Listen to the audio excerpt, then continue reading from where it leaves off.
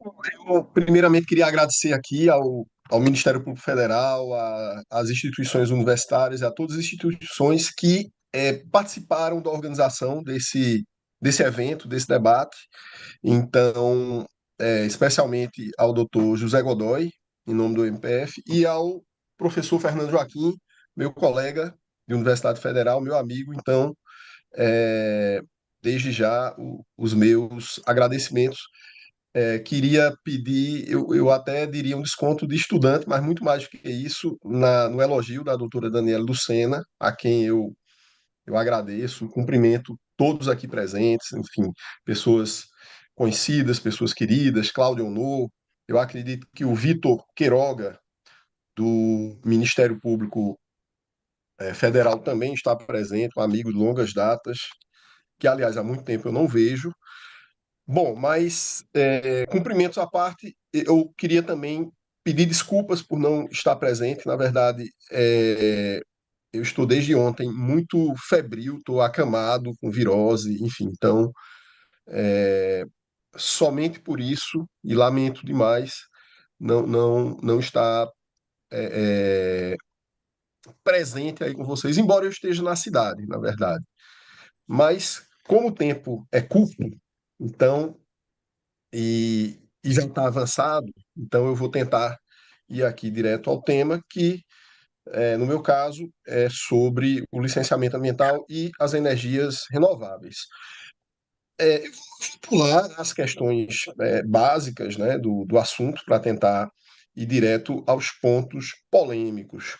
A primeira questão que eu queria chamar a atenção é que o licenciamento ambiental ele tem uma espécie de cláusula não escrita, Haec sic stantibus, ou seja, ele pode ser revisto, e isso está na redação da Lei da Política Nacional do Meio Ambiente, desde a sua redação original. Exatamente porque o licenciamento ambiental ele tem uma carga dinâmica. Então, o que é controle ambiental, o que é o controle ambiental adequado hoje, pode não ser daqui a 3 anos, pode não ser daqui a 10 anos. Então, isso vai evoluindo. E essa evolução se dá em alguns setores mais do que outros. Então, quando foi feita toda a normativa do licenciamento ambiental das energias renováveis, especialmente energia eólica, energia solar, isso começou no governo Fernando Henrique, inclusive com aquela crise, o apagão energético. Eu acredito que a maioria de nós aqui se lembra muito bem daquele período. Então, havia um intuito de facilitar aquele tipo de energia, que era uma energia pontual, era uma energia nova, eu diria até exótica, certo? Então, foi criada uma regulação naquele período que sofreu poucas alterações do ponto de vista da legislação ambiental, certo? Que é o meu foco aqui. Portanto, essa regulação, ela requer uma atualização, exatamente porque nesse período houve um crescimento exponencial aqui no Brasil, em vários países do mundo, da energia eólica e da energia solar, certo? Houve um crescimento exponencial. Para se ter uma ideia, eu vi que o governador do Rio Grande do Sul alegou que eles precisariam lá de 20 bilhões para reconstruir o Rio Grande do Sul, só em energia eólica, salvo engano, foram de 2013 a 2020 foram mais de 200 bilhões de investimento. Ou seja, mais de 10 vezes o que será necessário, isso num período curto de tempo. E esse investimento aumentou. E eu só estou falando aqui de energia eólica, não estou falando de energia solar, enfim. Então, vamos dizer assim, esse estado da arte do conhecimento científico relativo ao licenciamento ambiental da energia eólica e da energia solar já requer uma atualização. Exatamente porque, olhem bem, o artigo 170 da Constituição Federal estabelece que as exigências devem ser proporcionais aos impactos ambientais. Então, as contrapartidas, as condicionantes, o rigor, o período da análise do licenciamento ambiental tem de ter uma interface com os impactos ambientais que são gerados. E aí nós temos um problema, porque muitas vezes o órgão ambiental, quando ele começa a licenciar um tipo de atividade, ele não conhece bem os impactos ambientais gerados ali. Ele prende também. É importante que se diga isso, porque, por exemplo, quando em Pernambuco foi feito um licenciamento é, de uma empresa de biocombustível à base de algas geneticamente modificadas em Vitória, de Santo Antão. Então, a CPH não sabia. Então, o próprio empreendedor dizia: olha, os impactos são esses, os impactos são aqueles. E aí nós temos um modelo que é o seguinte: a rigor, não há proibição, então você pode. Agora vamos analisar aqui no caso concreto. Exatamente porque nem sempre o princípio da prevenção ele é de fácil implementação, certo? Eu diria nem sempre ou quase nunca, né? Bom, o que acontece? Ou seja, o órgão ambiental, na prática, ele precisa ser alertado desses impactos, porque, na verdade, e é importante que se diga também, uma confusão que é feita, especialmente aqui no estado da Paraíba, em outros estados, é a ideia assim, ultrapassada há décadas de que os impactos ambientais são impactos ao meio ambiente natural. Desde a Política Nacional do Meio Ambiente, no artigo 3º, em sua redação original, nós temos dentro da ideia de impactos ambientais de poluição a ideia de questões estéticas, questões sanitárias, questões econômicas, questões sociais, exatamente porque nós temos esse combo de matrizes que são absolutamente inseparáveis.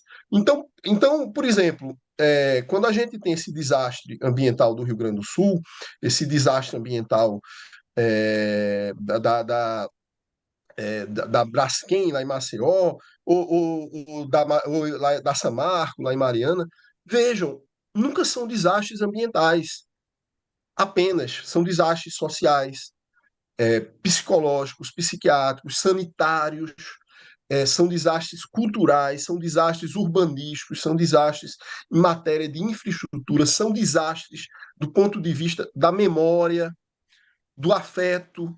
Então, não há como separar essas coisas. Ah, mas olha, e se aquele terremoto era imprevisível, não tinha como saber, e o direito está à margem disso? Veja só, o direito não está à margem porque, ao menos, a resposta certo, imediata àquele fato da natureza, que hoje cada vez são mais fortes, intensos, em razão do processo de mudanças climáticas. Então, ou seja, nós temos que colocar as questões econômicas, as questões sociais, as questões culturais. Então, o objeto do licenciamento ambiental ele tem de ser enriquecido. E essa participação social ela é extremamente importante para chamar a atenção do órgão ambiental e fazer com que aquela regulação econômico-ambiental seja atualizada, porque hoje ela está ultrapassada. Hoje ela não é suficiente, porque várias questões de ordem cultural, sanitária, fundiária, elas são deixadas de lado.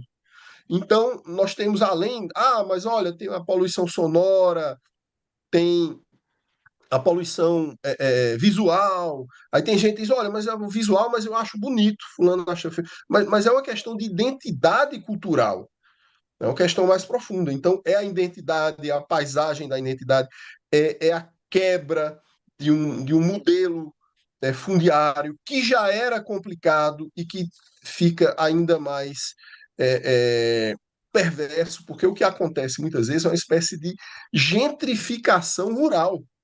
O, o camponês ele acaba sendo expulso, muitas vezes. A gente vê uma disparidade no tratamento de um empresário, de um desembargador que possui uma terra, e às vezes um camponês que teria direito, inclusive, à titularidade, à regularidade fundiária, mas que, por falta de conhecimento, por falta de advogado, ele sequer cogitou aquela possibilidade, ele é um mero posseiro. Então, nesse ponto, a referência de outros estados e a referência de outros países em relação à construção desse licenciamento é importante para nos dar uma orientação, nos dar uma carta, uma bússola, nesse sentido de como melhorar. Porque, vejam bem, o licenciamento ambiental ele é um processo administrativo. certo? Qual é o conteúdo material dele? Os estudos ambientais e as exigências ambientais. Essas exigências, muitas vezes, elas estão ultrapassadas, porque o órgão ambiental ele continua agindo como se estivesse há 30 anos atrás, há 25 anos atrás. Então, nós temos de atualizar os termos de referência. Isso é importante, porque muita gente, é, muita consultoria, muita empresa, ela atende ao termo de referência, que é o conteúdo básico daquilo que deve ser prestado no licenciamento ambiental. Então, esse, esse é, então o consultor ele diz, olha, mas eu fiz tudo que o termo de referência solicitou. Acontece que o termo de referência é pobre, e isso vai limitar a análise de conteúdo do licenciamento ambiental. Então, nós temos de ter uma atenção especial na fase do termo de referência, na fase da análise do estudo ambiental e também na fase de audiência pública ou reunião pública, conforme o caso, certo? Porque vários impactos ambientais, veja só, como a questão dos infrações.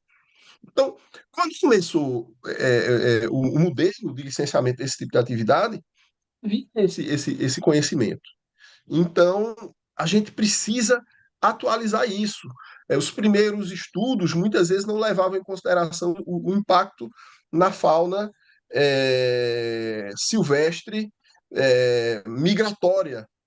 Então, o próprio questão do barulho, a própria questão, por exemplo, lá em Pelotas, no Rio Grande do Sul, tem o calor na base, certo, das antenas. Então, muitas vezes está lá o gado ali. Então, era uma coisa, uma espécie de poluição térmica. Aquilo tem que ser analisado, até para ver os eventuais impactos potenciais, latentes que estão lá dentro. Então, eu entendo que nós precisamos discutir modelos de termo de referência e também a própria regulação pelo CONAMA.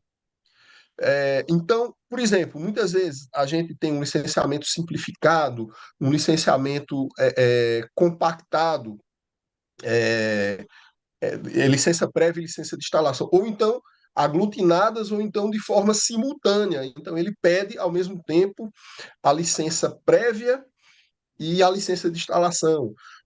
Outra falha que acontece ele pede a licença prévia, é concedida, e depois ele faz o estudo ambiental. O estudo ambiental ele é pressuposto, ele é anterior à própria concessão da licença prévia.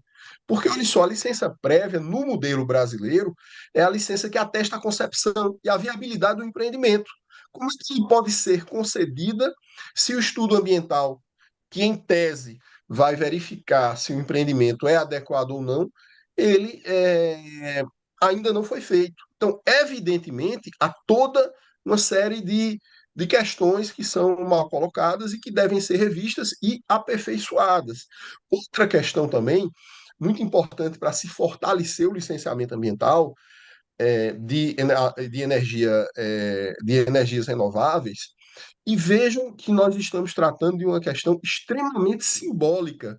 O licenciamento ambiental no Brasil ele começa a partir de empreendimentos de energia e de mineração, mas principalmente de energia. A compensação ambiental que é exigida hoje por lei no artigo 36 na lei do SNUC, tá? Que beneficia as unidades de conservação, elas foram criadas no início da década de 80 na legislação ambiental brasileira e originalmente diziam respeito apenas a empreendimentos de energia.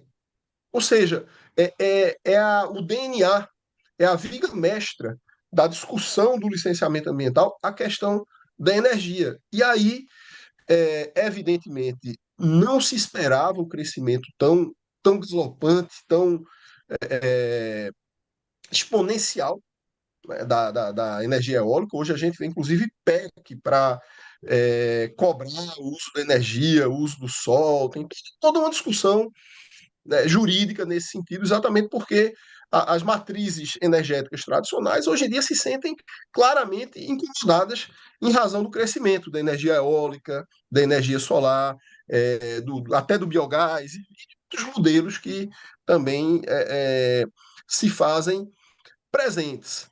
Agora, eu uma vez estive no TRF, era um julgamento no pleno, na verdade, eu estava acompanhando um julgamento, né, de uma questão familiar, mas assisti esse com muito interesse. E aí o relator era o desembargador Barros Dias, hoje aposentado do Rio Grande do Norte.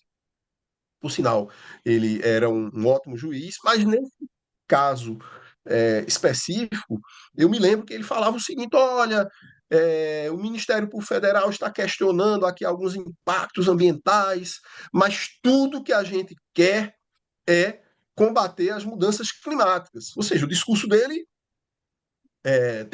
tem razão. Ele disse, então, aí vem as empresas investir em energia eólica, energia solar, e o Ministério Público Federal fica contra, botando dificuldade. Na verdade, esse é um discurso perigoso, porque, evidentemente, todos nós nos preocupamos com a questão climática, com o Acordo de Paris, com a Política Nacional de Mudanças Climáticas, com as exigências que foram estabelecidas no decreto 9.578, que trata das metas específicas em relação ao setor da energia, e obviamente somos sensíveis a isso. Porém, isso não dá uma licença para matar, eu faço uma brincadeira, né, lá 007, para que o setor de energias renováveis ele não se sujeite a nenhum tipo de controle ambiental. Isso não pode, ou um controle desproporcional aos impactos gerados, até porque isso é ilegal e, principalmente, isso é inconstitucional. Isso afeta diretamente o artigo 225, o artigo 170, inciso 6º da Constituição Federal. Então, há essa ideia de que, olha, mas eu sou a favor das energias renováveis, então ninguém pode questionar o modelo, ninguém pode criticar. Na verdade, nós estamos contribuindo para aperfeiçoar o modelo.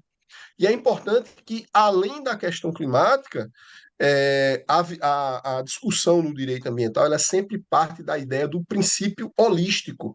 Isso é o que rege o licenciamento ambiental. Então, o licenciamento ambiental ele tem que analisar todas as coisas. Se está havendo ali uma expulsão de agricultores do campo, isso é um impacto ambiental de ordem social. Isso deve ser considerado. Questão dos contratos, porque isso deve ser excluído do licenciamento ambiental.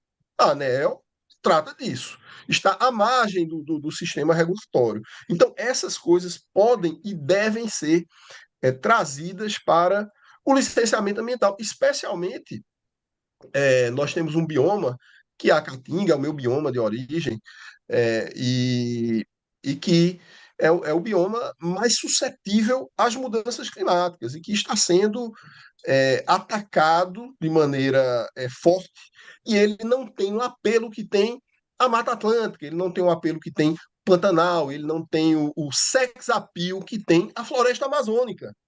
Então, muitas vezes, essas compensações acabam não sendo feitas, certo? O desmatamento acaba não sendo compensado. E é importante essa movimentação da sociedade, porque hoje em dia muitas empresas elas partem da ideia de que, além do licenciamento ambiental em si, existe o conceito de licença social. Então, elas precisam da legitimidade social, discutindo com o entorno, trazendo benfeitorias para o entorno, gerando empregos no entorno, gerando benfeitorias sociais no entorno. E isso aqui na Paraíba não tem sido colocado de maneira devida ao entendimento de que os impactos sociais não fazem parte, que é algo totalmente sem nenhum fundamento jurídico. Vamos lembrar que o conceito de impacto ambiental da Resolução 01 do CONAMA, que por sinal já deve também sofrer uma atualização, merece, já falava lá dos impactos sociais. O próprio direito ambiental ele está inserido, o capítulo do meio ambiente está inserido no rol dos direitos sociais. Então, o direito ambiental não porque eu queira, mas por força da determinação constitucional, ele é um direito social. E essas questões têm de ser implementadas, essas questões têm de ser revistas.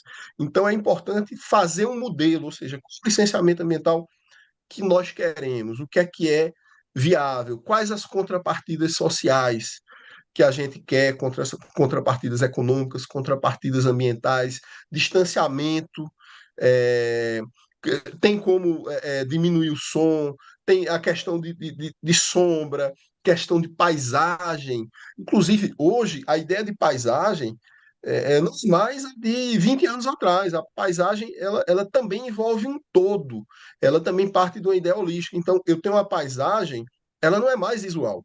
Eu tenho uma paisagem que é sonora, que é olfativa, que é cultural, ela tem de estar ali com aqueles cheiros, com aqueles sons, com aquelas imagens. Então, é como trabalhar isso. Então, são todos esses dilemas que a gente tem de enfrentar e que somente o último ponto que eu queria destacar aqui, que é a questão do zoneamento. Por quê? Ou o chamado macroplanejamento. O licenciamento ambiental, ele gera um certo... ele é o tema mais discutido, assim, disparado, dentre os instrumentos de política ambiental. E aí, assim, exatamente porque tem um processo, na verdade ele é um processo, tem audiência pública. Então, muitas vezes aquela política pública, vamos dizer, a política energética, a população ali do interior do Nordeste, certo? Ela só encontra um canal de participação, de manifestação, de catarse, quando tem uma audiência pública, quando tem uma reunião pública, quando tem esse tipo de discussão. Então, é, mas o licenciamento ambiental ele é um instrumento de ponta. Quando ele chega no órgão ambiental, ele chega já pronto, ele chega de forma já finalística. Então já tem o estudo, já tem a legislação, já tem tudo. Então, para preencher o conteúdo do licenciamento ambiental, a gente tem que ter zoneamento ambiental, macroplanejamento ambiental, as regras do jogo. O que é que pode, o que é que não pode nesse território. Aqui é indicado para ter energia eólica, para ter energia solar, não só do ponto de vista dos ventos, não só do ponto de vista da incidência solar, mas o que é que está ali no entorno. Por quê? Porque o direito ambiental ele é territorial. Ele é casuístico, ele é caso a caso. Então, eu tenho o que ali? Eu tenho inscrição rupestre, eu tenho populações quilombolas, eu tenho povos indígenas, eu tenho. Não tenho ninguém, é uma área assim, meio pouquíssimo habitada, tenho espécies endêmicas da fauna e da flora, porque muitas vezes alguém diz: olha, mas é um empreendimento igual. Por que as exigências foram diferentes? Não existe licenciamento ambiental igual, empreendimento igual. Por quê? Porque muda o território, muda o vento, muda o vizinho, muda porque ali tem uma área, tem um parque ecológico, tem alguma prospecção arqueológica, tem uma atividade minerária. Então, ou seja, tem que ser analisado caso a caso. E para dar mais respaldo, nós teríamos de trabalhar exatamente com isso, com zoneamento energético, zoneamento ecológico, econômico, o macroplanejamento ambiental, porque o licenciamento ambiental ele não foi feito ele não é uma política pública, ele não permite uma visão macro, mas ele faz com que, feita aquela visão macro, ele possa dar concretude àquilo.